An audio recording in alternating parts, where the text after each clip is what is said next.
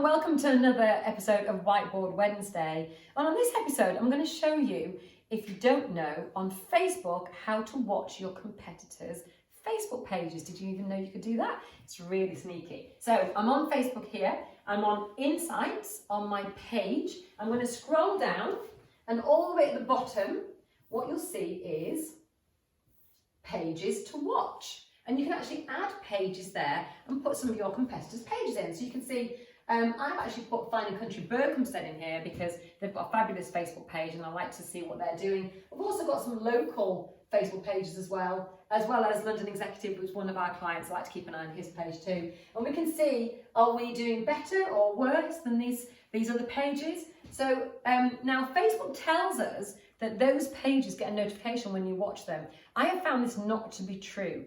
If you're not sure, test it on a friend's page first, and if you don't get a notification, you're good to go. And even if they do get a notification, they'll probably just follow your page anyway. So there you go, there's the pages to watch feature on Facebook. If you're not using it, then start. It's a bit compelling.